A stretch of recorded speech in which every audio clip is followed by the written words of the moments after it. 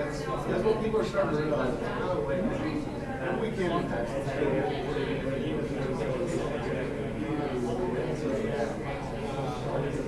It's kind of strange.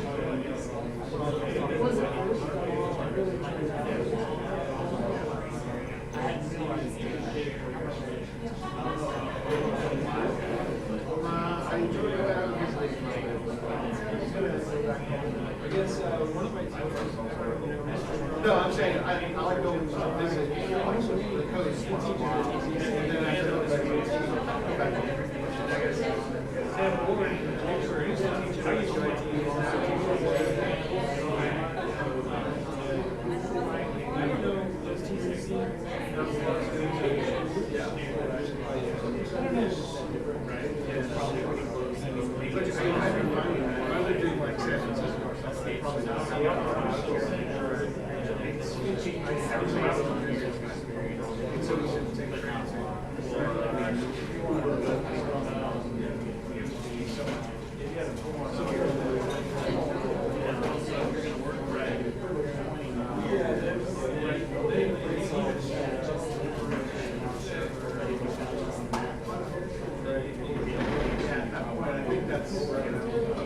kind of pushing similar price of what I was paying for a lift, and then allow pick bar, gas, insurance, and all that stuff. So was it worth it? Very, very slow.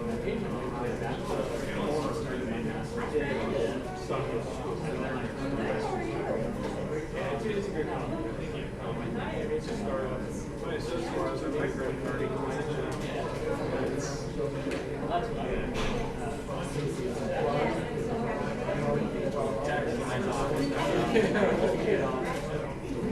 I think she said she had another conference before she got back. He's here at TCC. No, he's here at TCC. That was the reason why. It's not quite she probably got over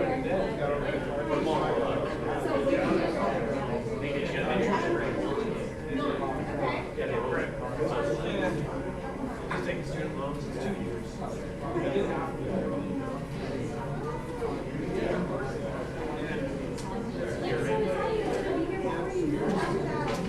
Sorrento takes security, which is like cryptography,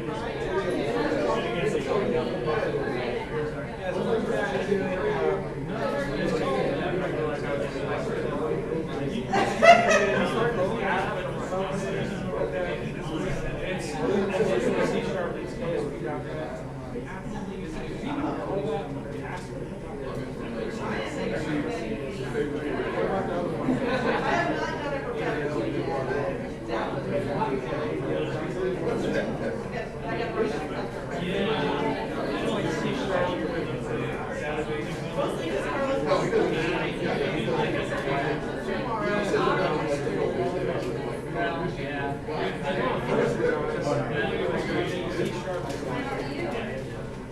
guess that's where earlier teacher is mostly knows. So I guess it's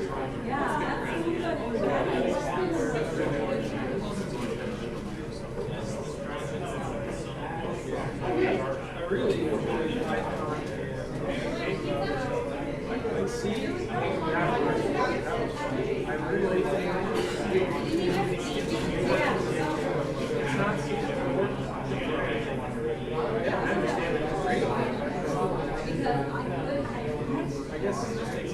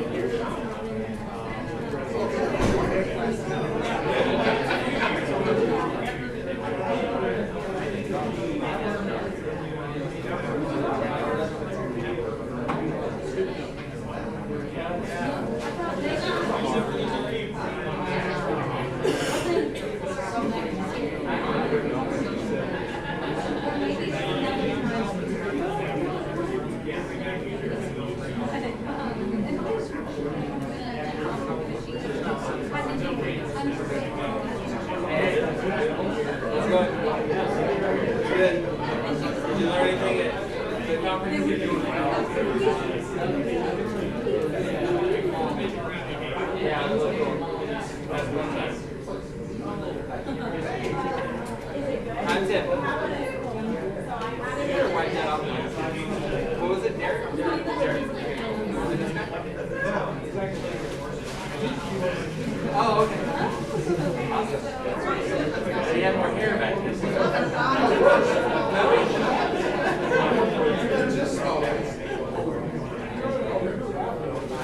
Yeah, when I met you the first time, your hair was long.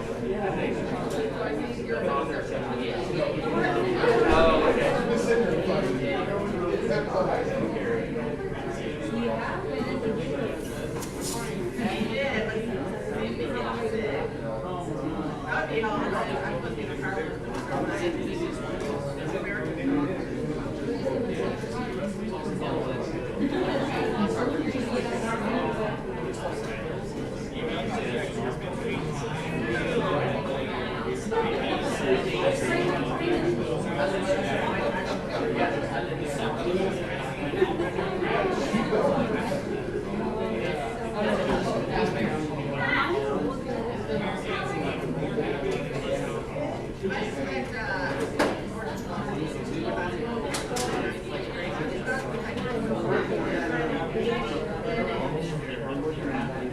There are like 60.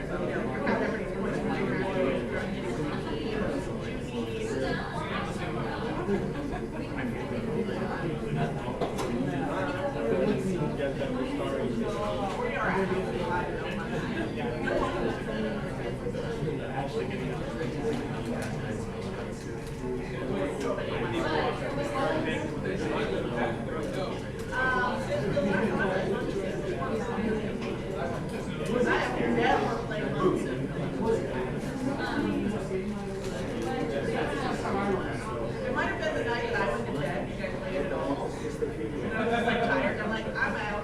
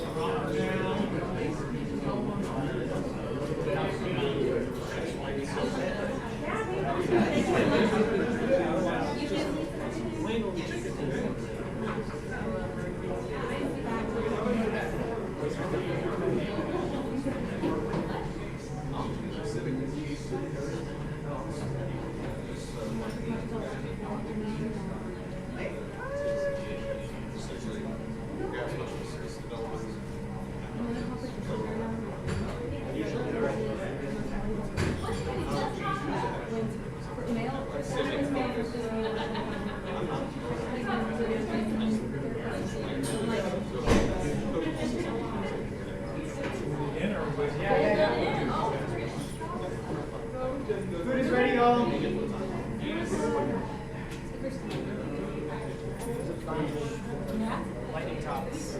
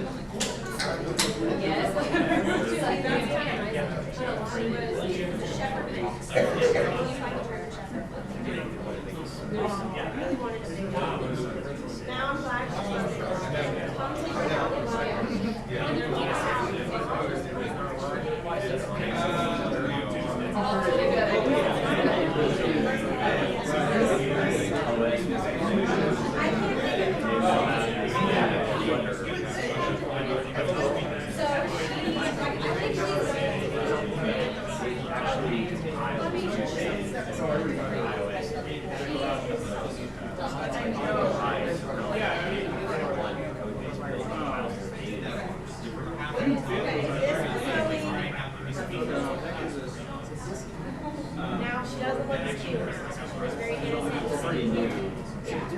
Yeah, she's a brat. This is a cute dog. She's his last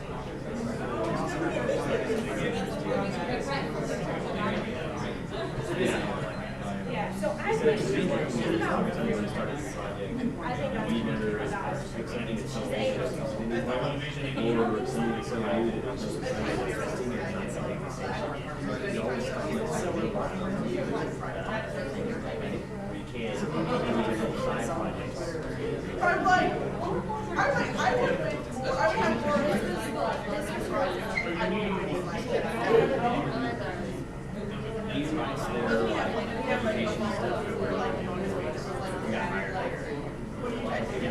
That's what I did my scenario and I talked there.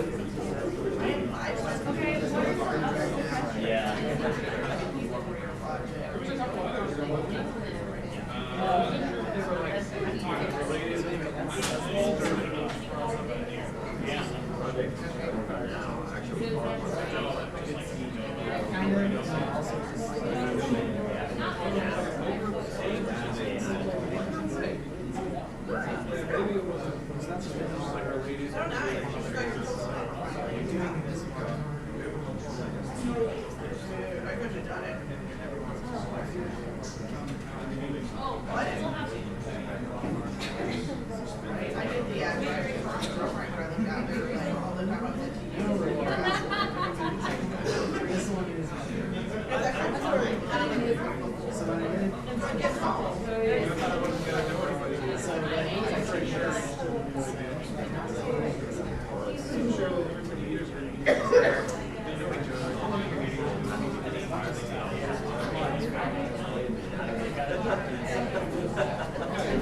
You know me, some days I leave at 5:30.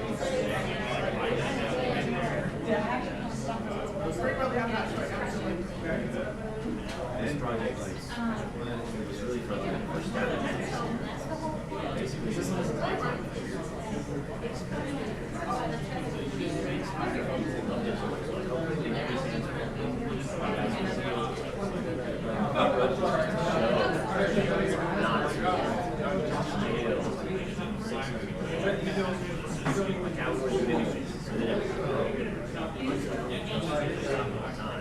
that's how I got it. They just put out try to learn like every team is going to have 3 members. Yeah. Yeah.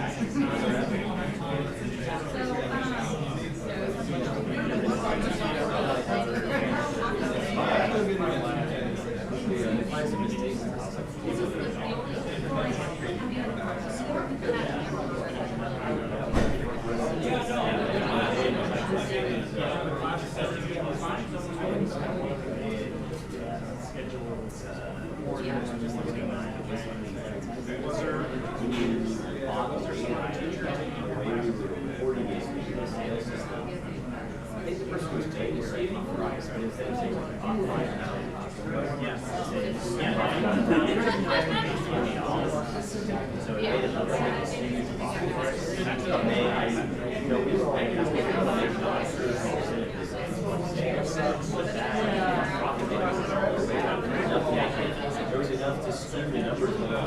Fried chicken, 10 cents a leg, right? Oh, we're making one. Yeah.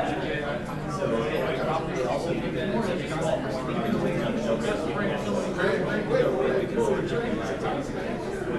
If we did 90% of the driving, chicken like $13. Like, what does it cost us $2? Because nothing to that. And then there was another issue where you could buy, like, say, about 5.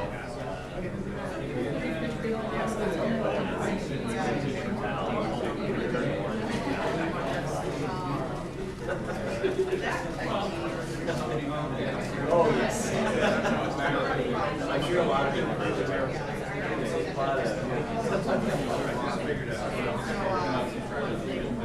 Yeah.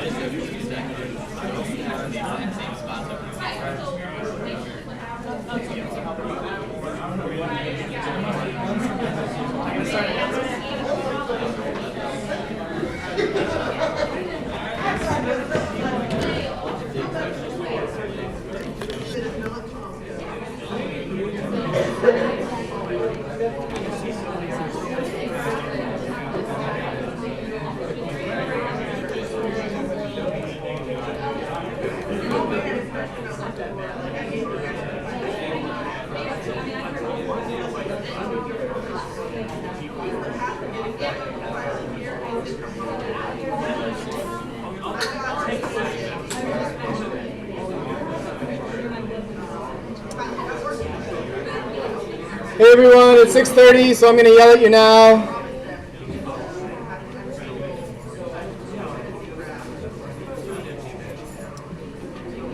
So we've got lightning talks today. How many people are giving a lightning talk today? Woohoo! Victor, you didn't raise your hand. You're giving a lightning talk today. All right.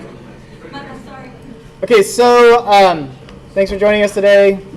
So we're here thanks to sponsors, volunteers, speakers, and Techlahoma. If you don't know what Techlahoma is, we are a nonprofit, volunteer-run organization that puts on over 30 monthly meetups and 2 annual conferences. And we sponsor like free local events, coding workshops, and that kind of thing. I put this in there. Did you know that the average Tulsa Web Devs meetup costs about $200? I bet you didn't know that. So if you're feeling generous, like you want to help out with that, check out the donate page for Techlahoma. It's just at donate.techlahoma.org, and you can either donate with a single payment or monthly payments to help us pay for stuff. But the rest of Techlahoma, you should check out a bunch of the other meetups. There's about 30 across the state. Volunteer to speak. All of the people who organize meetups are always looking for speakers. So if you see a meetup that you like, go find them. And if you can speak about something in that topic area, volunteer to speak. Like I said, you can donate, become a member, ask your company to sponsor. So we have sponsorships available with listings on the website. And thank you tonight to Tara and Sarah and Tech Systems for helping sponsor the food tonight. Woo! Yay, sponsor! And you can also buy merchandise from the Techlahoma store. So all the proceeds from the Techlahoma store go to Techlahoma. 36 Degrees North also donates the space for us to meet in, and they have a bunch of free workshops, and they have co-working and desks and offices. So this place is pretty awesome. Is anyone here their first time in 36 Degrees North? Okay, so if it's your first time here, Tom, I don't know, are they allowed to go look around a little bit? Is that okay? Okay, so if you want to look around a bit, you can do that. But yeah, so there's a lot of the Techlahoma meetups and other meetups that happen here, including data science and JavaScript and Agile. So they all go on here, and 36 Degrees North has a weekly newsletter that will tell you about all of the events this week. So if you checked in today, you should sign up for their newsletter. It's very low volume, only on Sundays, and it's really good for staying in the loop of what's happening here. Okay, now let's recap the April 28th Hack for Food. Who's here from April 28th Hack for Food that wants to give us a recap of it? Wait, did we already do that in May, or is that, what are we doing? No, we didn't do that. Okay, so tell us about... Everybody will hear that during Vic's talk. Oh, okay. Yeah, Vic, you're going to talk about the Hack for Food, right? Sure. Okay, so we've got a lightning talk about that one. May 5th, privacy workshop. I saw Kat. Where'd you go? There you are. Tell us about the privacy workshop. Yeah, so Luke came out and did a 5-hour workshop, which kudos to him for talking that long, on some privacy topics for people with very varying levels of knowledge about privacy on the internet. So it was interesting. The beginner part was more for like everyday citizens, and the second half is more geared towards like activists, people who are worried about specifically being targeted. So we had a good turnout. It was fun. Cool. Okay, May 18th was 200 OK. Who was there? Who wants to give a recap? Someone. Kendall, you can give it, right? It was awesome.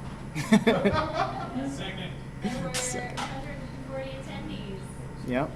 And some awesome talks, and we gave away all the shirts. Yes. Very excited. We got rid of all the shirts this year, which we've never done before.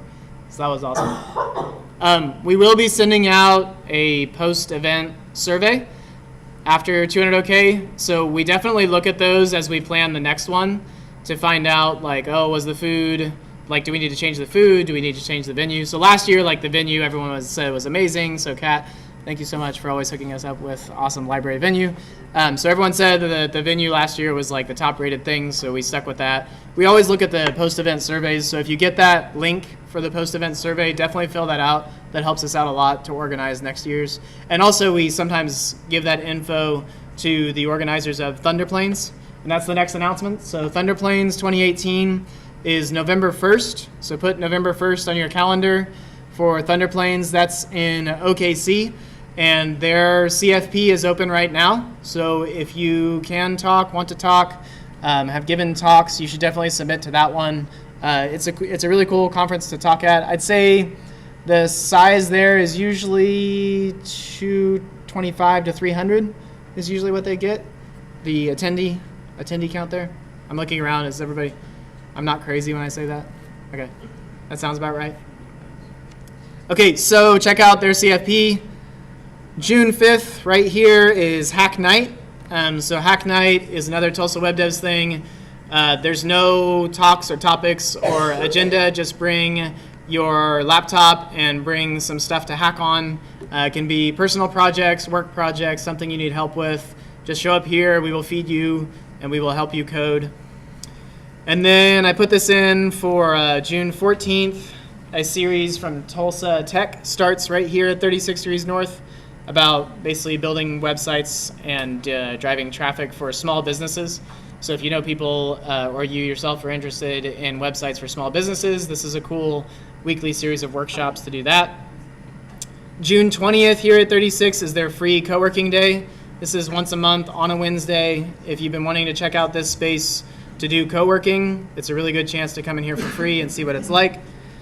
And then June 22nd, 23rd, Railsbridge, Tulsa. So this is a free intro to web development workshop for women. It's a Friday evening and a Saturday. Friday evening, you install everything that you need on your computer in order to do the workshop on Saturday. So if you are a woman or you know women who are interested in doing their first coding experience, this is a great way for them to get started. And I forgot the stats. What are we up to right now? How many spots are left? It was, we needed like 6 volunteers, we had room for 14 attendees, I believe. 14 more students and 6 more volunteers. We have 30 spots, we have 14 left, and we need 15 volunteers, we need 6 more. Okay, so there's 6 volunteer spots left open. If you have done sort of the tutorial of a number of languages, you can probably volunteer at Railsbridge. You just have to. The first one I did, I didn't know any Rails. Yeah. So he's like, you want to go to the Railsbridge? We need a volunteer. I'm like, I don't know Rails. Yeah. And he's like, you know anything? I'm like what? He's like, if you can like move around in the command line, change directories, list, anything like that, like any one of the above. Yeah. You will know more than the people that you're going to help. Yeah. So it's classic work. Stay one chapter ahead of the students, and you're fine. Exactly right. Yeah. I think actually what he said was, if you know one thing more than somebody else, Awesome. So that's June 22nd, 23rd. So yeah, looking for a few more volunteers and up to 14 more students to apply. So there's Railsbridge Tulsa is the website there. And then getting towards the end of it, July 16th is maybe, if we have a show of hands of who would want to attend this, July 16th is the July Tulsa Web Devs meetup. Nathan Sweeney organizes the B-Sides OK conference. He and I are maybe wanting to start up a Tulsa OWASP chapter. OWASP is the Open Web Application Security Project. So it's a large web app security organization, and there are local chapters.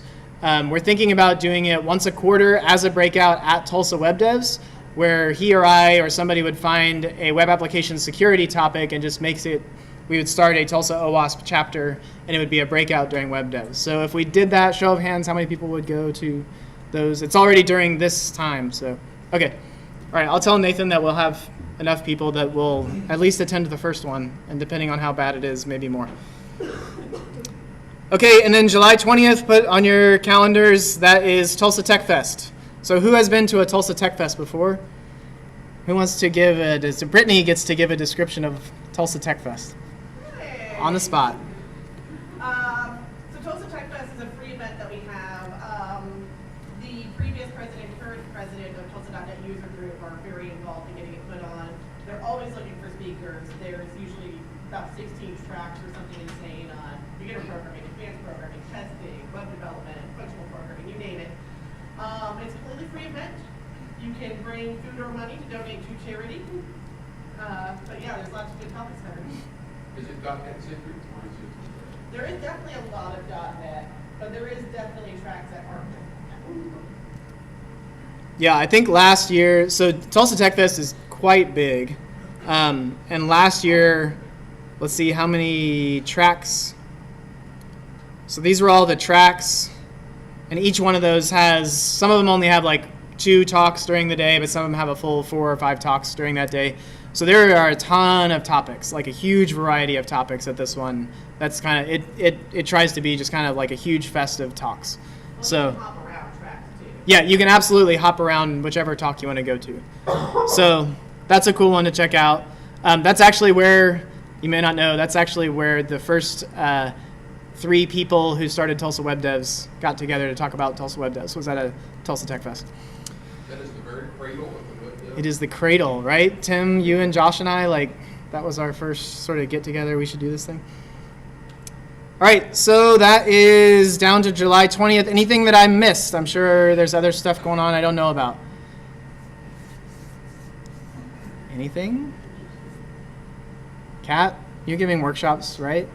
July 21st is Next Django Girls Tulsa. Oh, yes. Django Girls Tulsa. That website is now live. So Django Girls Tulsa, July 20th and 21st. So this is like Railsbridge.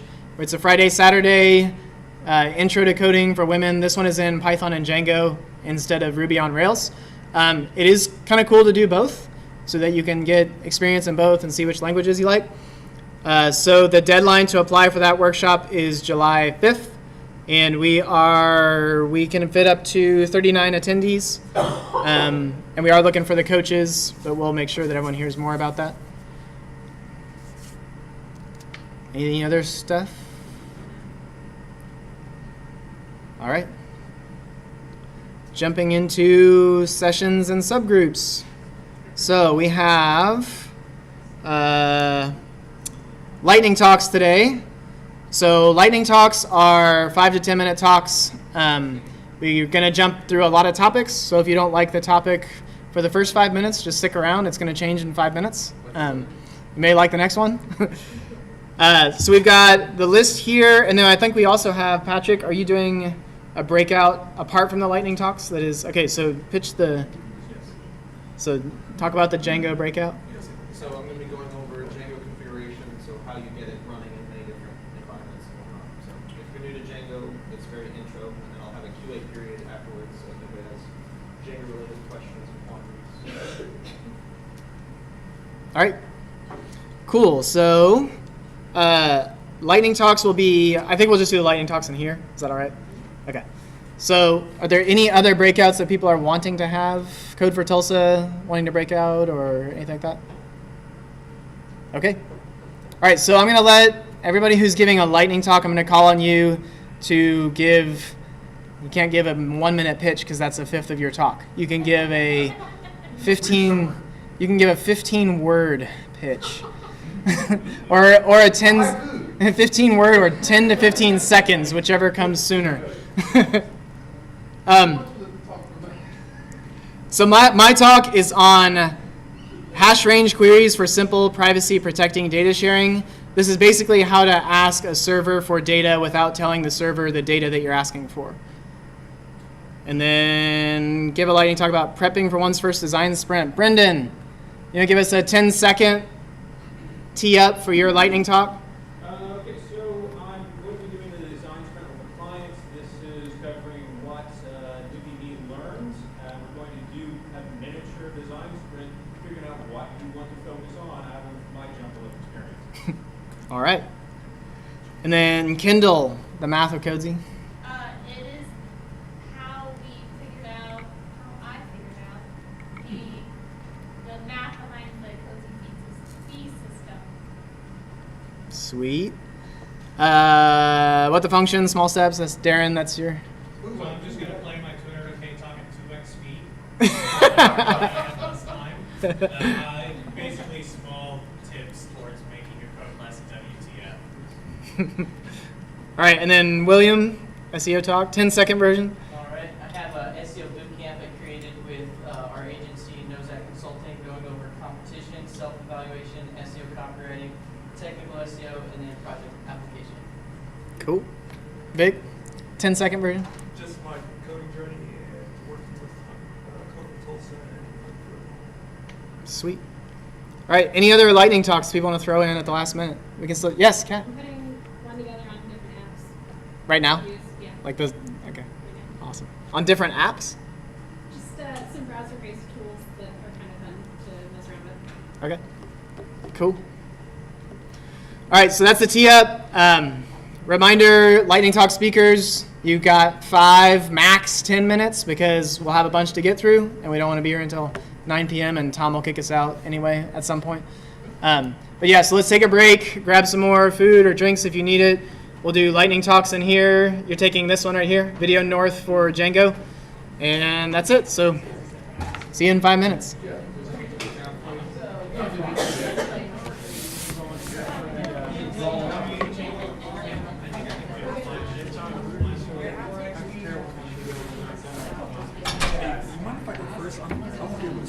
Yeah.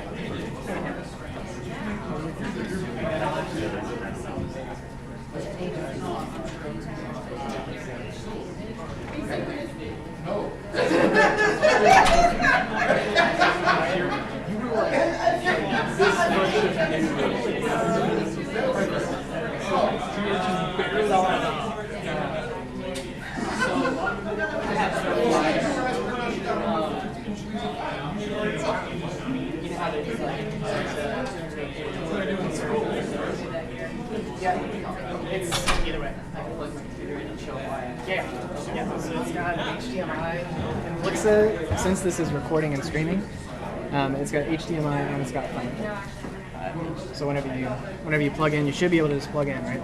Yep. And then on the screen. Yep. Excellent.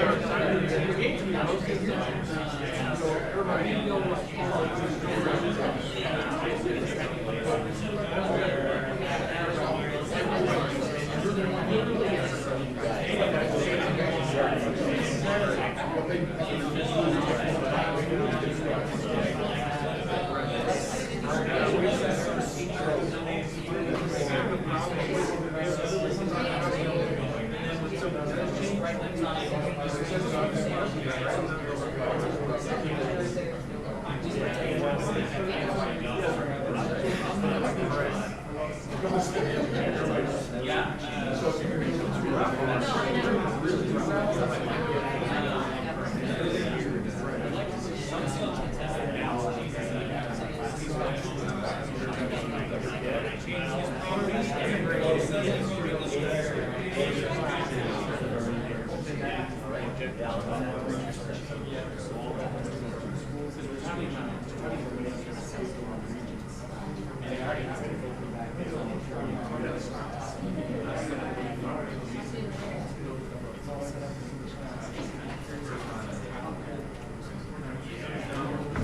Okay, so if you're still in this room, you're about to receive lightning talks into your brain. The first one is coming from Vic, but before that, Brendan said that he was actually going to change his to a breakout session. So if you're interested in doing a design sprint, sort of breakout, birds of a feather jam session, he's actually going to go into the boardroom. So if you want to do design sprint stuff, then go in there. You're not joking? And if you're Not speaking and you joking. want to do that, then Like, it's you can go in live there right and I will now. come get you whenever. Oh, cool. it is Yeah. What's up? Who's watching? Is there people watching? Like 3 people, but yeah. Oh, that's kind of creepy. All right. Can they hear me too? Yes, they can hear you right now. Okay.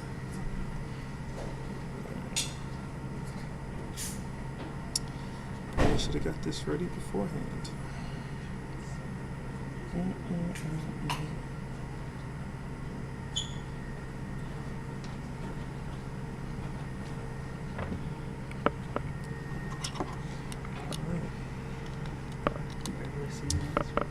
I've already used up a minute, haven't I?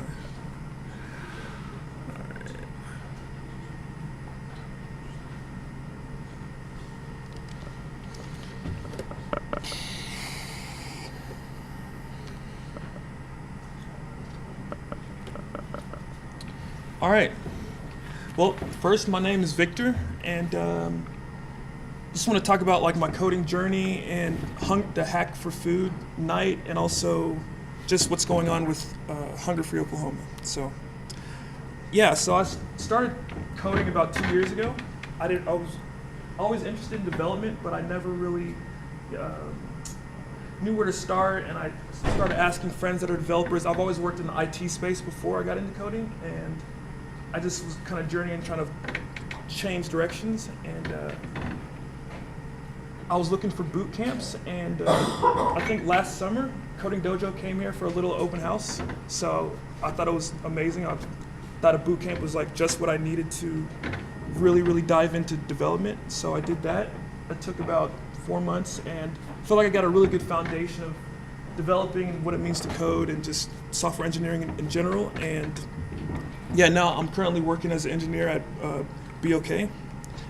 And towards the end of my time at the dojo, we had this director for Hunger Free Oklahoma came by and talked to us about a food program that's going on this summer called Food for Thought. Pretty much what it is the state of Oklahoma provides no cost meals for kids during the summer, kids that don't have food, kids that are usually a lot of times the only good meal they get is, during school year, just that one meal during the school. So there's all these sites, and a lot of times people don't know about it. It's probably some long list in the corner of some newspaper. So he pretty much just came here and said, hey, is anyone willing to build an app that'll display in kind of in an interactive way all these sites, and just an easy way for families and kids to be able to find these sites and get to them. So I've been building that with Code for Tulsa. A lot of the people from Code for Tulsa have been helping me out, and we've been using this extension called Codesy. Luke's familiar with that. I think she's talking about that, and it's a really cool app, or not an app, like a tool where developers can get paid by just fixing issues.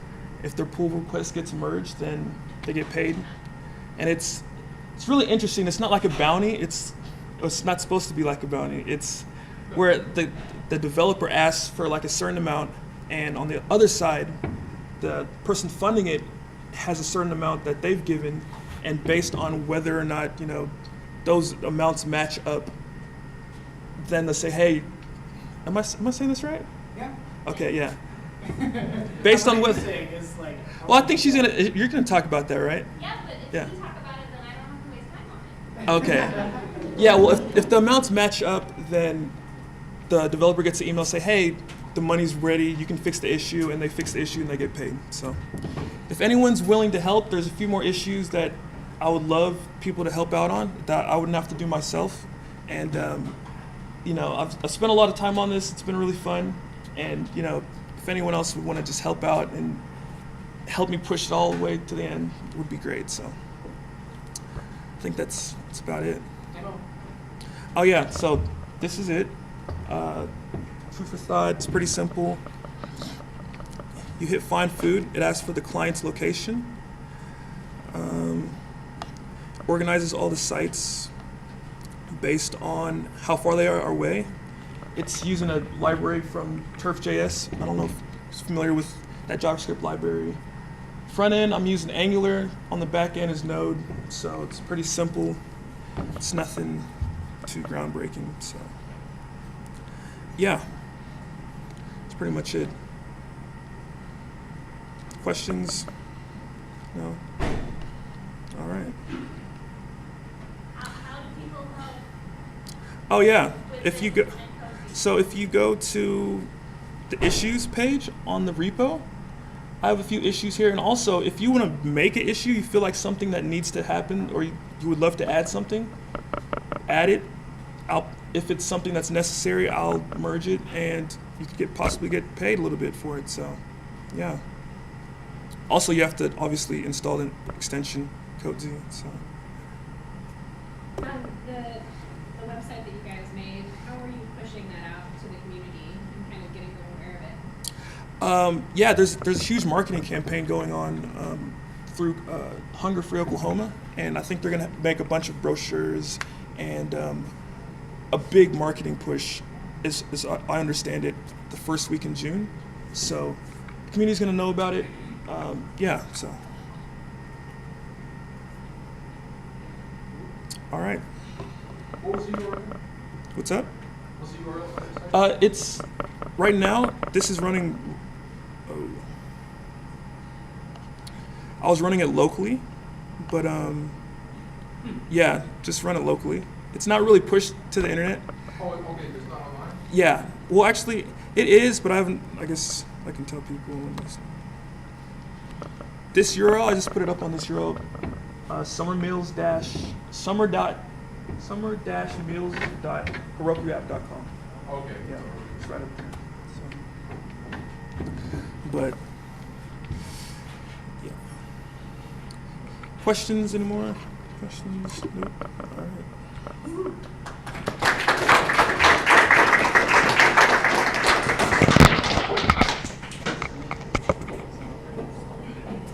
Does anyone else have to, any other speakers have to leave early and need to present? Then I'm going to.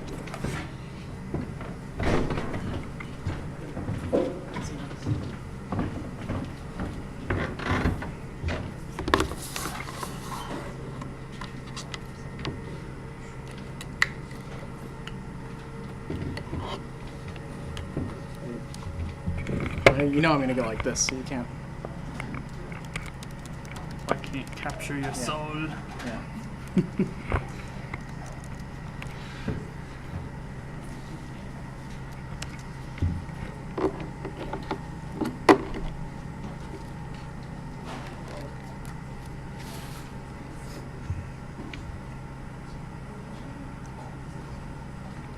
Okay, I'm going to talk to you about hash range query. I'm going to start a timer.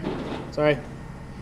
So I'm going to tell you about hash range queries. Has anyone heard of hash range queries? I hadn't. They're a thing, and I didn't know about them, so I thought they were really cool. This is a cool way to kind of do some privacy preserving data sharing. This is not my idea, so I stumbled onto this. We're doing some work with the Have I Been Pwned website, and their API, Troy recently did an upgrade of their API based on some work he's doing with Cloudflare about how to exchange some password data with them in a way that doesn't reveal to either party the exact data that you're trying to get. So we were trying to do something like this with him, and I kept running into really complicated solutions for it, but this one is like pretty simple and elegant, so I loved it. But the usage comes from this engineer at Cloudflare.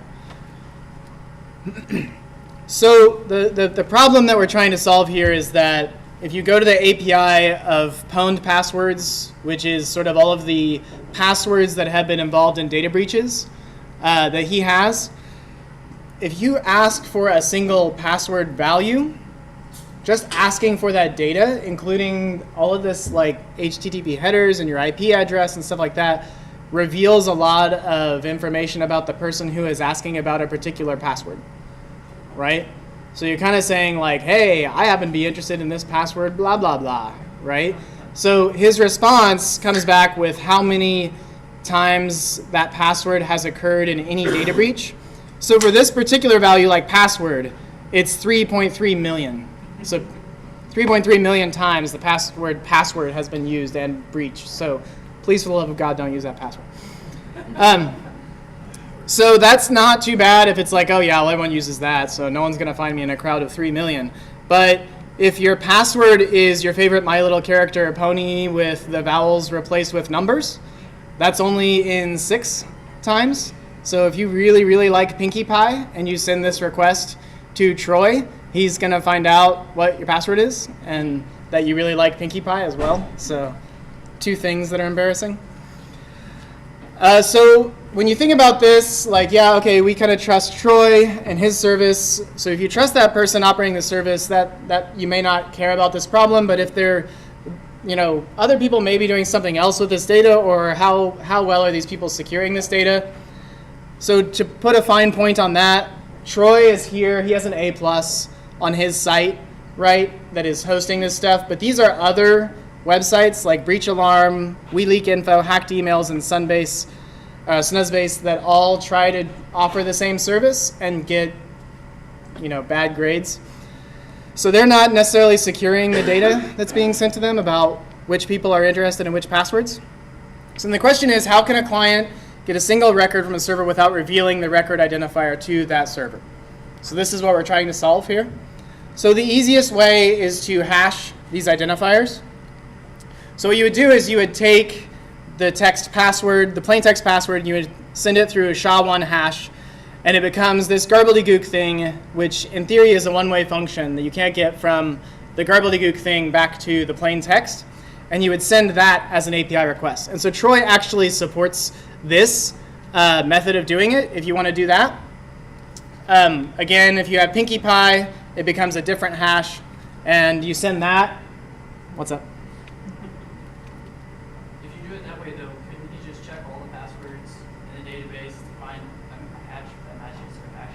Ta-da! Hans is one slide ahead. So yeah, so the problem with this approach is that rainbow tables exist. So basically, people can brute force all of these hashes. They have these huge dictionaries of like every bit of plain text, especially if it's in a finite set like passwords or email addresses and that kind of stuff. You can pre-generate a huge dictionary of this stuff, and you can just look up what a hash value is. In fact, you don't even have to do that yourself. If you go to crackstation.net, you can basically look up some number of trillions of these things, right? You can just paste hashes into crackstation.net, you click a button, and you get the plain text back, right? So that's a problem. Now, the really hard way to solve this problem is called private set intersection.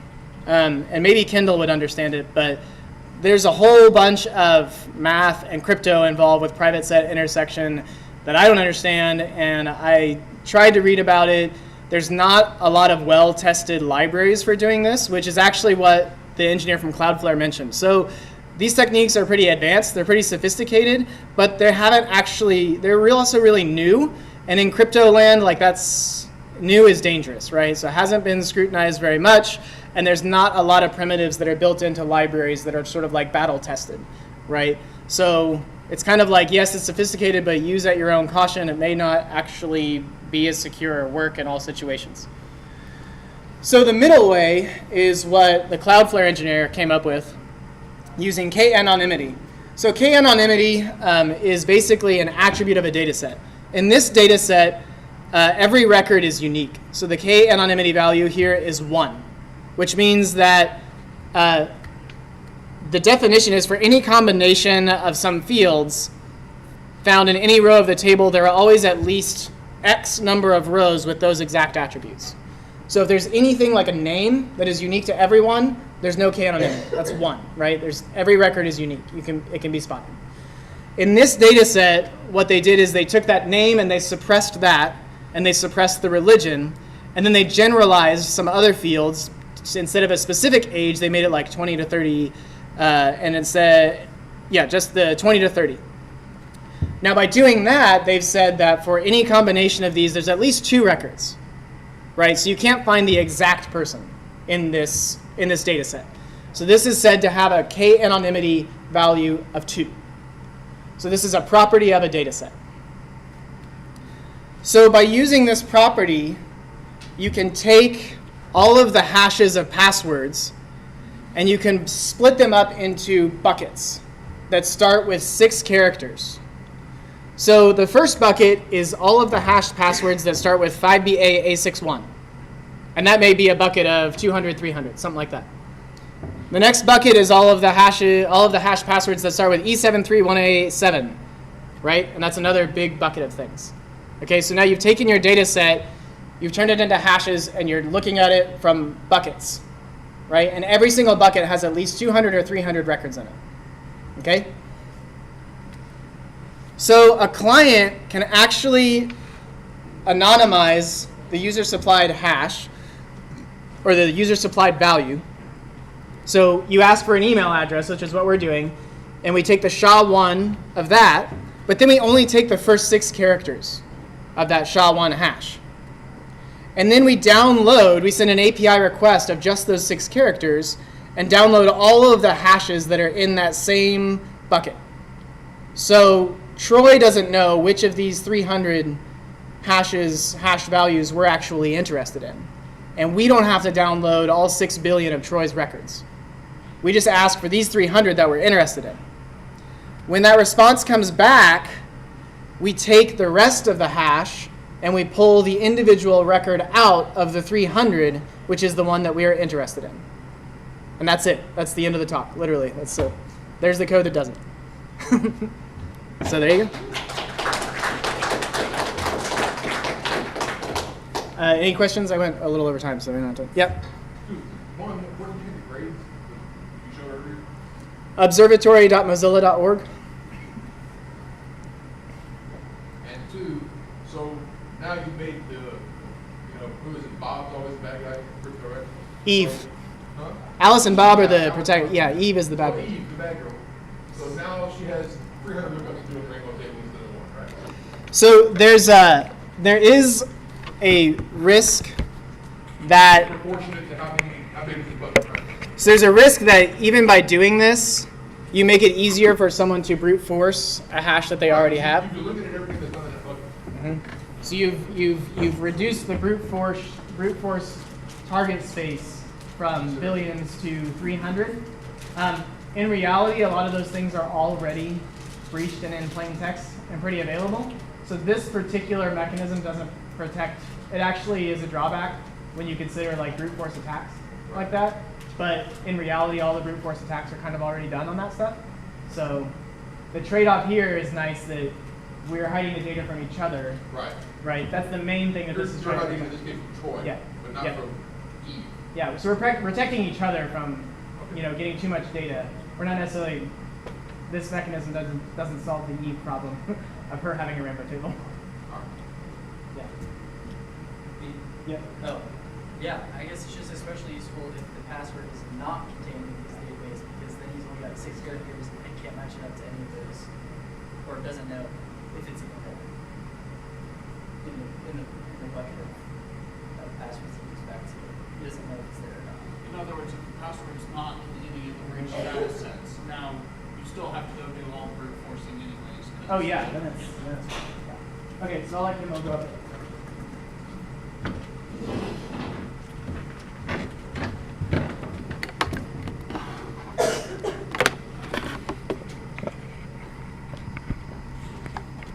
See if this magic setup works. Yep.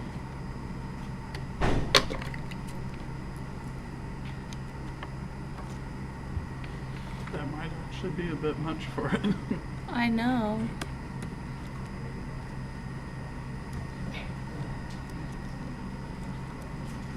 Why does it still show Luke's? That's because that. Oh, that's Thunderbolt to Thunderbolt. That's not DisplayPort. So. It's USB-C. Right, but it's a Thunderbolt USB-C. So it's the wrong kind? Yeah, we need a. There's one. Sorry.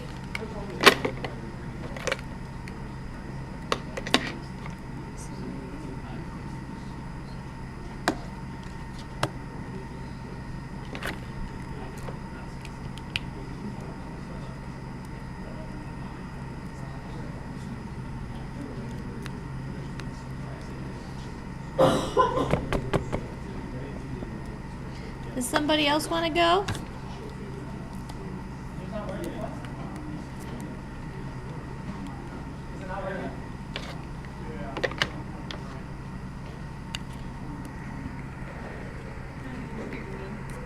What?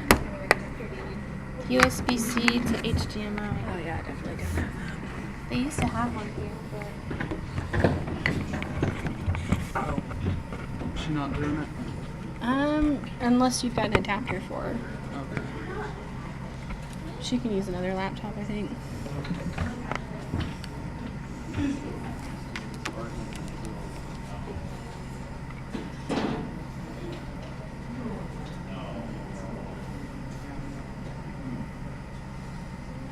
Okay, so I'm just going to run through 5 quick apps that I teach a lot in library classes, recommend to a lot of new users, so if you guys have some beginning users, and then some stuff that I just think is cool. So the first one is the Wayback Machine by archive.org. Has anybody seen that before?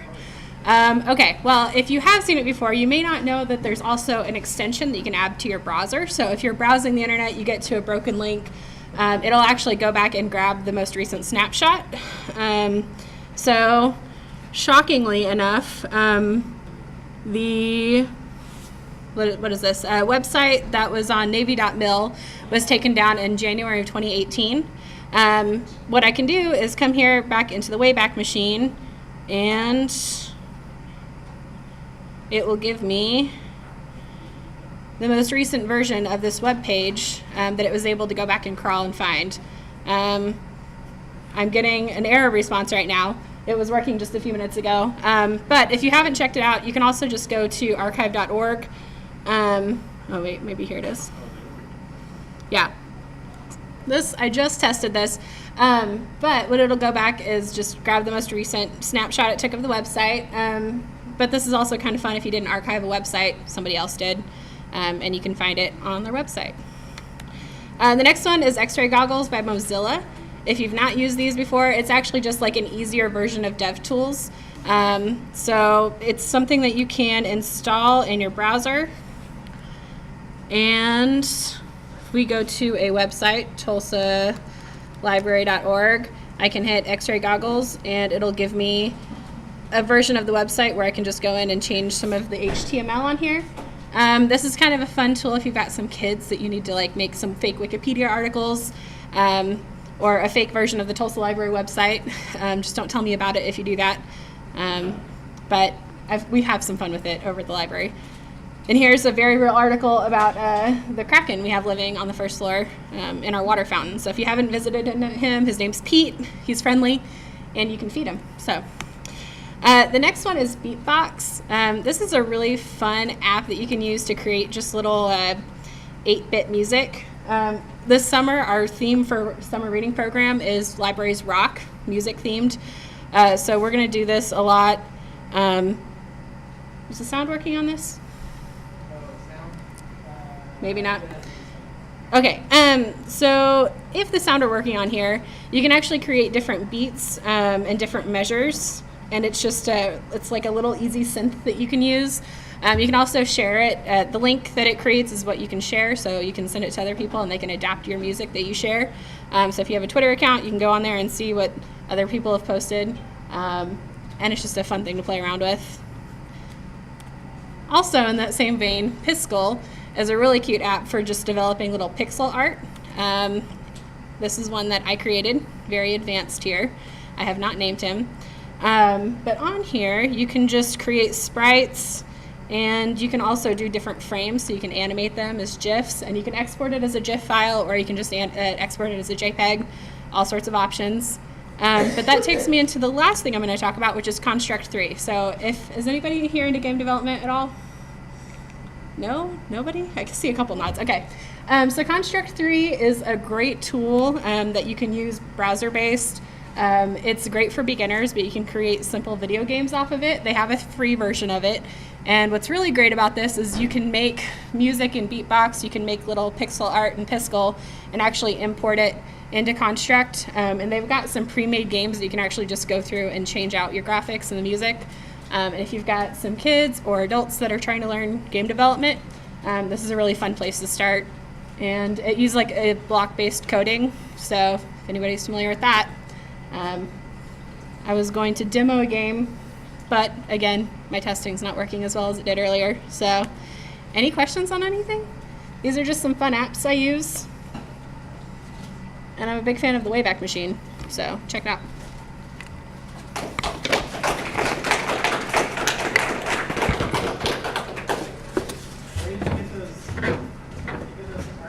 Oh, so Bitmoji is another extension that you can add to your browser and get little versions of yourself in different emoji forms.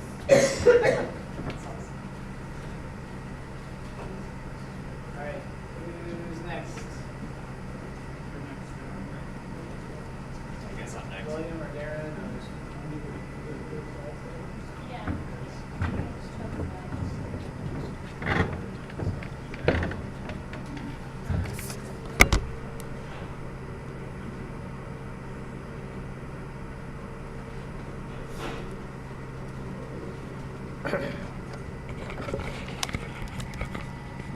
What if I don't consent, Alexa? I'm kidding.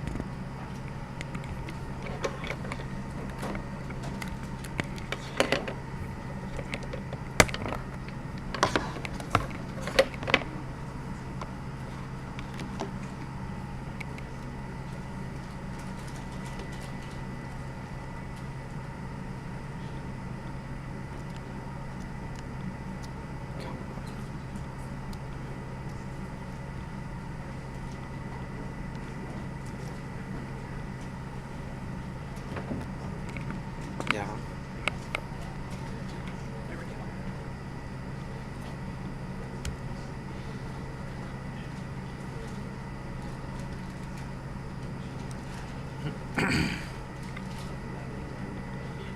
All right. Hi, I'm Darren Gibson. I work for Zealcon. I'm a professional functional programmer. I'm an amateur beekeeper, Scala fanatic, and the organizer of Tulsa Lambda Lunch. I never stop talking about FP, and you can ask my coworkers. There have been complaints. So my talk is what the function, some small steps you can take towards reasonable code, or things obvious in hindsight that my professors kept saying and I didn't listen to, and a couple of other things I wish they did. I bet you're wondering, what do I mean by reasonable? So there's the dictionary definition, or I could mean maybe equational reasoning, math. But what I really mean is code you can understand the intent of at a glance, code you can test easily, code you can compose easily, and code you can easily predict how it interacts with other code. So tip number 1, short functions. You should be able to read the entire function without scrolling. How can you understand a function at a glance if you can't read it in a glance? If it's too long, it probably does too much, so you should split it up, make smaller functions, and compose them. Tip number 2, know your design patterns. So knowing the common design patterns helps you recognize what someone was doing with a piece of code. That someone might be you years, months, or maybe even hours later. So some common design patterns, factory, builder, singleton, wrapper, etc.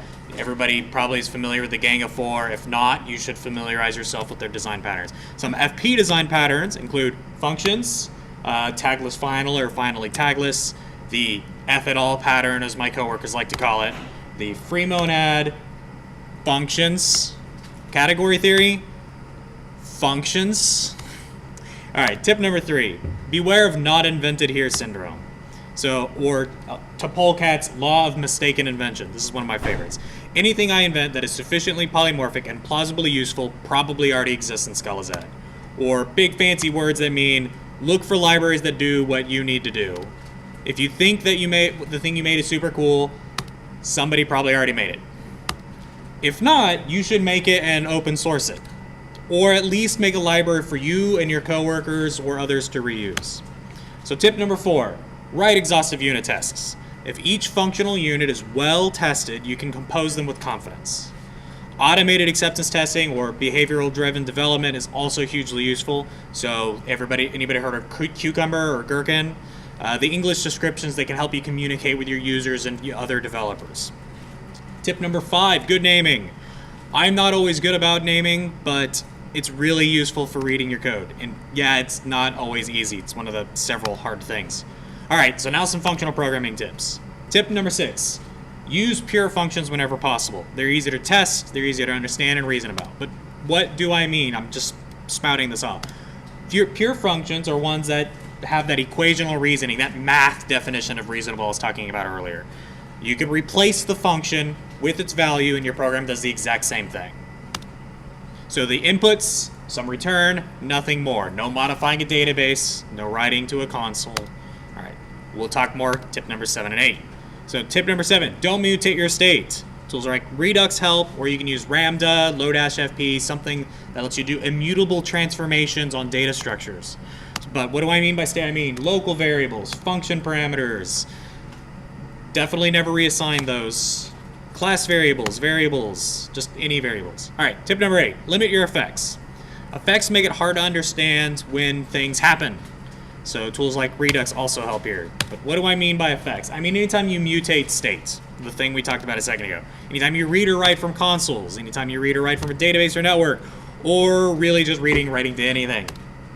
But without so-called effects, my code doesn't do anything useful, you're probably thinking. That's why I said limit them and not exterminate them. We want to move the tests, or we want to move the effects to the edges of your application, and we want to test them carefully. We want to make sure we test the edge cases, and we want to make sure we also never trust that user input. Tip number 9, embrace static types. So moving through my slides weird. So, all right, there we go. There's lots of debate in the FP community about static types, or any community. Flow, TypeScript, PureScript, or Alma, JavaScript engines can help. But static types, mainly to me, they're a form of documentation. They flow as part of the language that's self-documenting. They're also a type of test. So they're a first line of defense kind of unit test. They make refactoring easier, and you can do so with confidence. You can also make sure those composable pieces of your code actually interlock the way you expected them to. So, can you tell the difference between these two functions I pulled from Ramda.js? Because at a glance, the first time I saw them, I couldn't. So the first one you see takes a comparator and a list, and the second one takes a function, a FNS and a list. But when you look at the type signatures, you can actually kind of tell. So the first one, you can see just takes a function of AA to number and then does some stuff. And the second one takes a list of functions of AA to number. It's a big difference. All right, tip number 10. Use higher order functions like filter or map, flat map, reduce or full. And by higher order functions, I mean functions that can take other functions. These specifically on collections, I think, help a lot. But why? So the principle of least power, which you can go and read more on Lee Howey's blog post, which is excellent. But the idea is that you use the least powerful abstraction to solve your problems. And things like while loops, for loops, or the dreaded goto are extremely powerful. You can do so much with them. At a glance, you can't tell what a developer was trying to do with it. You have to dig deep to figure it out. But with something like a map, there's only one thing somebody could be doing with a map: changing it with a function. So you know real quick when you see it what the map is doing. So can you tell what this while loop here is doing in 10 seconds? So this is what it's doing. I'm filtering out all the ones that start with an F. I'm dropping the first character in the string. I'm turning it into an integer, and then I'm multiplying it by 2. It's really all I was doing, but it's so much harder to understand this while loop than just to read this straightforward list here. All right, that's all. Thanks, everyone. That's what, FOPN? Yeah, FFN. All right. By the way, Zealcon is hiring, so zealcon.com/careers or careers@zealcon.com. My team specifically is hiring, so if you want to work with me and learn some functional programming, please go and apply or talk to me after this. You can learn more FP at Tulsa Lambda Lunch at 36 Degrees North here every last Tuesday from 11:30 to 12:30. There's my socials. Any questions? Awesome.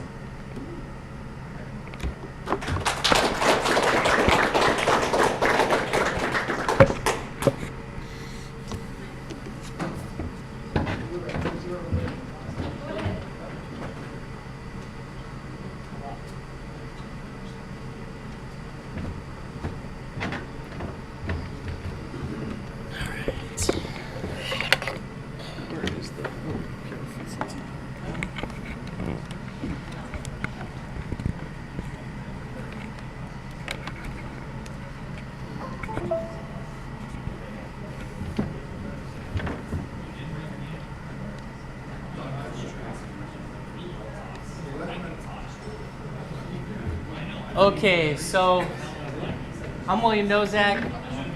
I have a agency, Nozak Consulting. I also have a business, Harper's Hut Shave Dice, which is 6 locations across the Tulsa Metro. I also have another brand called Brand Hawk that I'm just now starting, and I have the trademarks, but I haven't started to build. And so we've just recently started SEO Bootcamp in Tulsa, and we grabbed those trademarks as well. And so this is kind of the process that we go through with business owners. And so unlike you, I didn't come in through the back door of web development, through coding and development. I came through the front door as a business owner, and saw as a franchisee, an ex-franchisee of 2 different franchises, how big business did it and how they were decimating small business. And so I wanted to help small business owners cash flow and succeed in the changing market. And so I learned how to make these things work for myself and beat up on a couple franchisees myself. Helped a local business make another $450,000 in 1 annual year, and a couple others make a couple $100,000. And so it's tested, and so I then decided to turn it into a program where I'm teaching it, and now I'm turning it into an online program. But this is the in-person version of it. So we go through 3 days basically, and day 1 we figure out who the competition is. And who are they? And we're looking through like SEMrush and Ahrefs, and we'll use different free modules. But we're going to look at, when I say who's in the space, I'm saying who's in the top 3, who's on page 1, who's receiving all the traffic. And so we need to know what they're doing to be successful. Are they getting backlinks from major publications? Is there somebody blogging about them continually? Who's blogging in these spaces? What are they getting that's helping them to improve their SERPs or their position in the SERPs that we can grab for ourselves? And so we look at up close, behind the curtains, what they're doing, and we make notes for ourselves. We can apply this to our own strategy. And so then we need to know what we want to implement. There are going to be certain things that are like dirty tactics, like maybe they outsource to India, and India's got some PBN, some nasty PBN or some link farm that's sending 10,000 backlinks to them, and it's causing some traffic in the short run. We wouldn't want to do that technique, and we might look at other things where like, okay, you know, this is a little bit safer and it's white hat SEO. We'll take this technique, and when we turn around to work on our own build, we're going to apply this technique to our own website. And so what's our value add comparatively speaking to the other websites in the space? And so some of them might be like a .gov or a .edu or another .com, and you're a .com, and you want to have like social networks and groups, and so that might be your value add comparatively speaking against the other people in the space. And so why is that important to know? Because those are the words we're going to run for when it comes to ranking in Google SERPs. How we tailor our information, how we tailor the content. And then backlink profile. We have to know who's backlinking to them. We have to know this because those backlinks are part of the Google algorithm, a part of the Bing algorithm on how they now, and it's always changing, how they rank a website versus another website. So we're going to want to figure out who those backlinks are. we're going to snag them for ourselves, and we're going to eliminate a competitive advantage. And I know this is really from the front end, and I know you guys are probably bored because you love hearing about that back-end code, but I can't talk that language just yet, and just being honest with you. So day 2, self-evaluation. We've taken a look at who's there, what they're doing, and now we need to know where we're at, where we're standing at, and what we're doing that's good and what we're not doing very good. And so we're going to look at what's the mission for our website. Are we trying to sell a product? Are we trying to get some information out there? Are we trying to get them to donate? All of that's going to affect how we build the UX and our funnels. Maybe we have 1 funnel, maybe we have 2 funnels. But it's not just having aimless information and content all over the damn place. It's about getting them into a funnel so we can get them to do what we want them to do. At the end of the day, that's how we cash flow. It's how do people like me make money. We cause our clients cash flow. And so value and value proposition. We need to know what's the value proposition of the website. What space are we trying to win? What terms are we trying to gain? Who are we trying to jump? Can we even jump them? How long will it take? How much money do I need you to spend with me so that I can build content and work on your HTML, CSS, and all these other things for the next 6, 7, 8 months to help you get into a spot where there's 500, 600, $3 million worth of revenue. And so we're going to look at our backlink profile. What do we have backlinking to us? There's a lot of great Christian businesses here in town that have porn sites linking to them. I mean, that's on you. You hired a bad SEO, you hired a bad player, maybe you outsourced to another country, and that's how they did it. I could name at least 3 with free Christian organizations with porn sites linking to them. You're going to want someone you can trust. You're going to want to know who's backlinking to you. That can negatively help you, or negatively hurt you, or positively help you depending upon the positive ranking on that backlink or that company's website. And we good? We're not good. We're good, we're not good. And then all this is helping us understand what is our funnel. You know, you have to have content. Content is king with the website. You have to have a wordsmith. You have to have somebody writing it the right way to rank. You can have all the technical people on your team, but if you're not writing the right things to get found in the SERPs, you're just going to have a really great technical site that doesn't get found by anybody. And so we, want that information to help people get down into our funnels. What do we want them to do? Do we want them to buy a product? Do we want them to donate? Do we want them to get information? And so all of this is helping us to define what our calls to action are and how we're color coding them. You know, if we've got a site in green, we might look at the color wheel and look to the other side of the color wheel and make our call to actions so that our eyes are pulled to it. We're going to talk about these things using the color wheel, flip-flopping colors so we can get them to the call to action, right? We want them in our funnel. And so H1s, H2s, copy, meta, all of this matters. Having too much, having it wrong, having it weird, having it so Google doesn't know, having it so that nobody ever searches that type of query. And so we want to tailor all of this, and at the same time we don't want to destroy their user experience because we are trying to rank and get ranked for our material. At the same time, we want to be honest with our H1s and our H2s and our meta. And so then site structure, we're going to look at the HTML. If it's all janky and whacked out of place, if you've got 404s, if you've got pages that are returning 5XXs, we need to know this because Google's going to slowly drop you down in the search for someone that's got a little less 4XX going on. And site speed, every little CSS modification and jQuery that you add slows down the site, hypothetically. And so we want to be pinging the sites and figure out what, in what regard do we want our UX to be improved at what cost. There's a trade-off sometimes with the way a site looks and the way it performs. And so everything is mobile first these days. You guys all know that. So everything has to be fast. And so we want to be looking through the eyes. We don't look at our desktops anymore, our team. We look through the phone. I don't have my developer say, how's it look on the desktop? I say, how's it look on the phone? Because everything's mobile first. Whereas once it looks great on the desktop, looks pretty good on the phone. It's not that way anymore. The algorithm has changed. And so we're going to look at the UX, the experience, how mobile friendly is it? And so, because we want to gain favor with King, Google. And that's maybe not how it will always be, but it's how it is today. And so we're going to talk about SEO copywriting. And so if you're wondering where I've gotten trained on these things, it's through Ahrefs, Yoast, Moz, all of their training that you can pay for. Yeah, I pay for it all. And so, and I'm like you researching your skill set, this is the skill set that I've been researching as a business owner. How to rank, how to win, how to do it right. And then I flipped it around and started working with other companies. And so this last year we've done 30 websites, and we've got hundreds and thousands of top 3 SERPs and results, and tens of thousands of page 1. And cash flow of companies that are like, we made another 100,000 this year, we made another 400,000 this year. That, that's what keeps them paying us. And so we do, on this day, we do SEO copywriting. We teach them that, hey, you've got people on your team that are blogging now. They can't just blog like it's a hippie fest.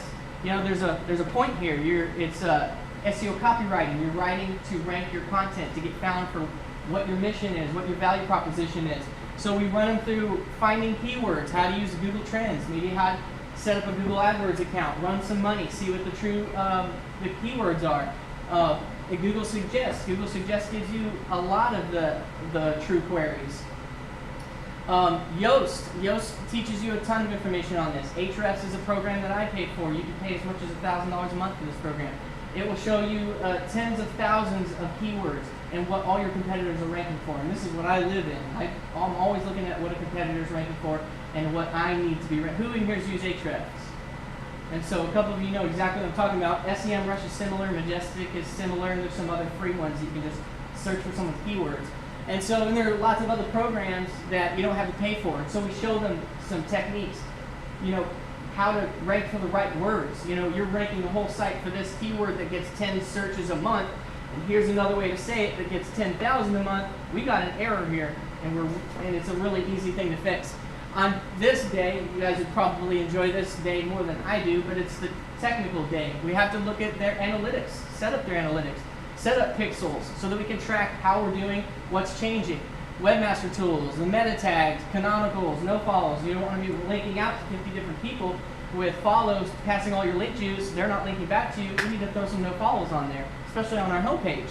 And so let's get a heat map where people are going, where are they not going, and then we use these little tools, Lumen 5, building the YouTube brand. Directories is what we call off-page SEO. They're just as important as our content, so we might link them up with Moz, get them to run through Moz directories. Moz is a cheaper version of Yext. Yext uses more tertiary directories, so we're like, pick one. You've got $100 now, or you want to blitz it with $500 a year with Yext. And so we don't care. We'll help you either way. And then we're going to find a bunch of tertiary directories ourselves that we know exist. We have a whole sheet of them. Everybody does, like a rainbow list of some sort. And so then Google Business, Facebook, Twitter, all these social media signals, they matter. HTTPS, you have to update your site to secure. And then we want to make sure that they don't have 404s, 500s, optimizing your images. Believe it or not, all these business owners that built their own website, that's who they're really targeting. They've got pictures on their websites that are like 7 megabytes. Well, that's just not acceptable these days with a mobile-friendly approach. So there's very, very quick things that we can go through to speed up how they're doing, and then there's a lot of free research resources that we show them. And then on this last day of the SEO boot camp, and if you're interested in going through an SEO boot camp and you've got some type of boot camp of your own, I'm all about bartering, and I barter all throughout the year. And so if you ever wanted to barter with me on something, I'm totally down to do that. I'm a small business owner. I make my own schedule. I can spend several days with you flip-flopping knowledge. This day is the last time. We're going to take it, we're going to apply it to their website. We're going to show them how all these things can change their search engine results. And so we just recently worked with the Little Lighthouse. They had a lot of technical issues. We just recently worked with the Victory Church, which is a mega church in town, which had a ton of just missing low-hanging fruit. We work every week with Hercules Tires, who you can check them out and see what's happening with them. I mean, Robertson Tire is going to be hard to beat, and all the franchises they deal with, that stuff's going to be hard to beat. That's what we work on. And so I've got some other really big clients like that we work on. And what do? I take all these changes and modifications that we're making and see how it changes the mix, because it's not an exact science. It's like medicine. You're practicing. So that's clearly my passion. Does anyone have any questions about it? That's it.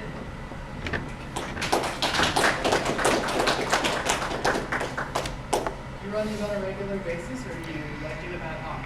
So I just started the SEO boot camp maybe maybe 2 months ago. And so we've done 2 live boot camps with 2 nonprofits now. One of them is actually a coworker here. And then we did a boot camp with Victory, the church. And so until I have it fully videotaped and put in PDFs, where that I can sit at home and drink a mimosa and have somebody in another country buy my product, because this is the craze right now, these type of training things. And so until that is the case, I'll be doing these live ones just whenever it books up. I fill my schedule. What's your URL? Your website? Yeah, so Nozak Consulting is my local agency, and I would tell you, how many more minutes do I have? 0? -2? Okay, last piece here. So Harper's Hut Shaved Ice is the shaved ice business. 1,600 keywords for shaved ice company. Kona is a 500-car franchise. Killing them all day long. Making $200,000 in the second year of my business because of search engine optimization. Shaved ice. That's a damn lot of snow cones. And so then I started building websites for other businesses, and then I got really good at it. And then I bought Brand Hawk, a premium website for $1,000, because one of my clients, there's no franchises in that vertical, and I realized that the ground is really fertile, so I really want to target just businesses in that. Say that again. Does it just go? Yeah, it should just go now.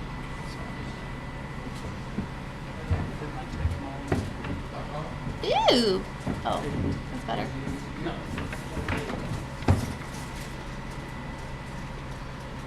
Hi. My name's Kendall, and I was talking to John Dungan, who runs Cozy.io, the other day, and he was complaining about some problems they're having, and I thought I'd look into it. So there we go.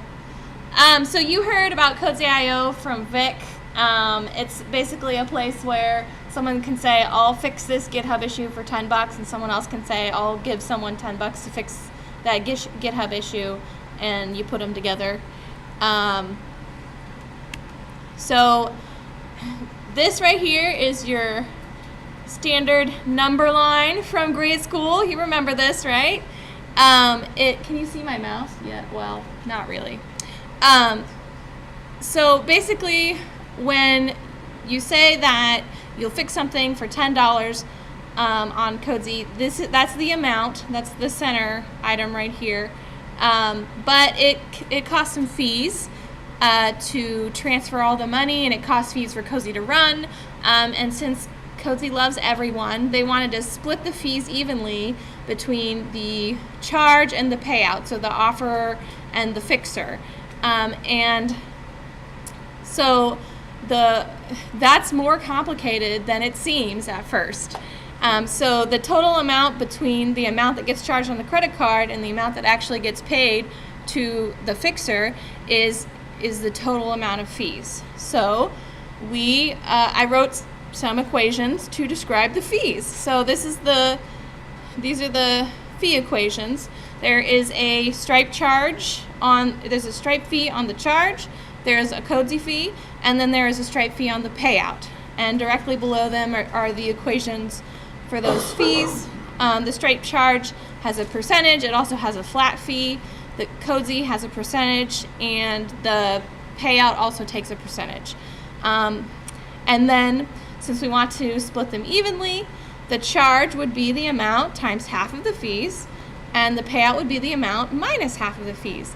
Looks simple, right? This is now jumping forward to high school algebra. This is a system of equations. You've got 3 unknown variables and 3 equations, so we can solve for f, and this is the nice ugly thing that we get. So I figured that's easy. Let's plug that in and let's see what happens. Oh, of course, it's tiny and you can't see anything. Well, anyway, so we plug that in, and I wrote some tests because we want to make sure that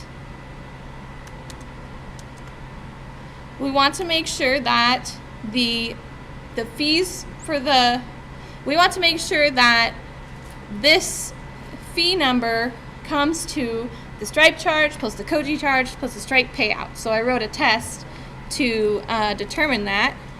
And basically I said if, what is it? There we go. If it is exact, then don't print out anything. So we're going to run the test, and it doesn't work. Does anyone know why it doesn't work? What? It's actually, I mean, close. You're close. It's actually because this is not the right equation. Because for every time we get charged a fee, it is rounded to the nearest penny. It's not, when you do algebra, there's no rounding involved. So each time you get charged each of these 3 separate fees, it's going to be rounded to the nearest penny. So we can't solve this algebraically anymore. We're screwed. What do we do? What? No more coins.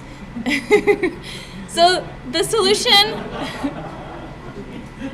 solution I came up with was iterative. So basically what you do is for the charge and the payout, you come up with an initial guess, which I chose to be 0. If we used amount, it might go a little bit faster. Then you take those numbers, you stick them in the fee equation, then you take that number and you stick it back into the charge and payout equations from before.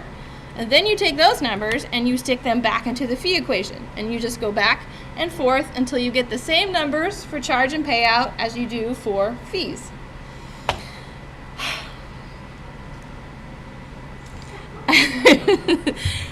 So I built more tests for this, which I do not have time to show you. But basically, the first iteration of this, so you have a while loop here that checks to see if the numbers are all the same, and if they're not, it keeps going.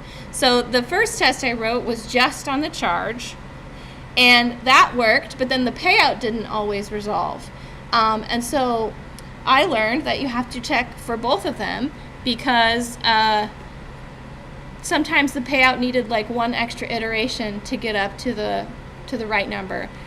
So that worked until you run into numbers that cause infinite loops. So when you're doing iterative math, there are some problems that don't have a solution.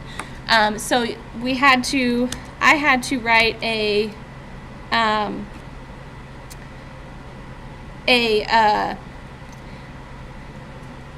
way to break out of the infinite loop, basically, and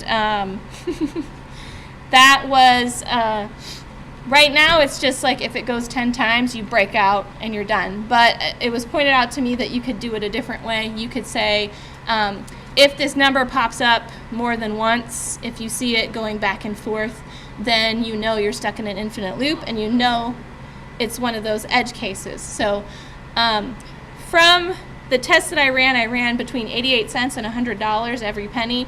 There were only about 4 of those cases where it couldn't be solved. So in those instances, you just have to create a rule. So that rule is Cozy is going to eat the penny. Superman! So these are the tips that I came up with when doing this. Look for rounding problems.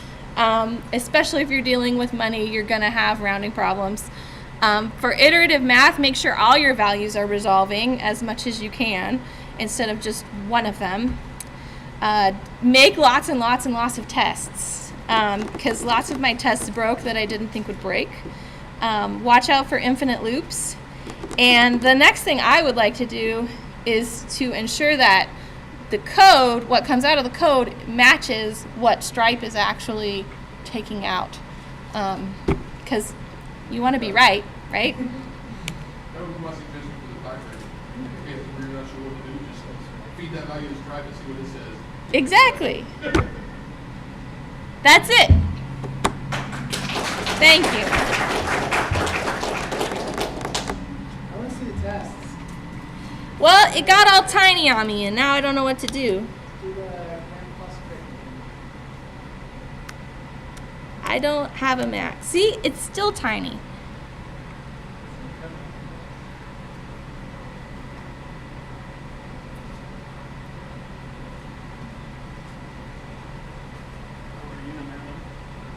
Yeah. Go up to view.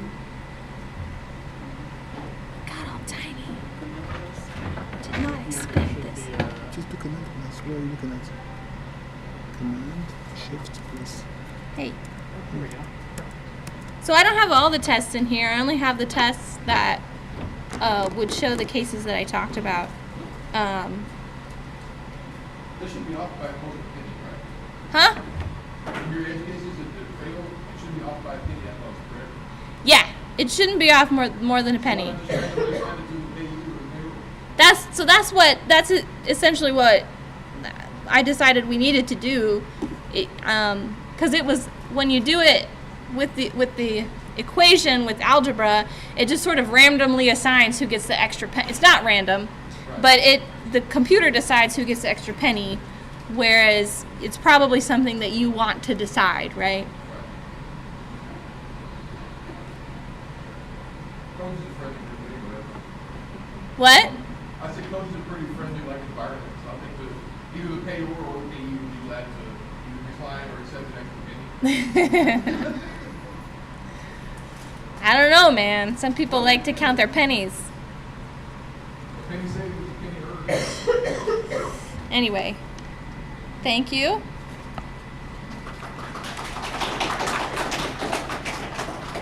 Alright, any more that we missed?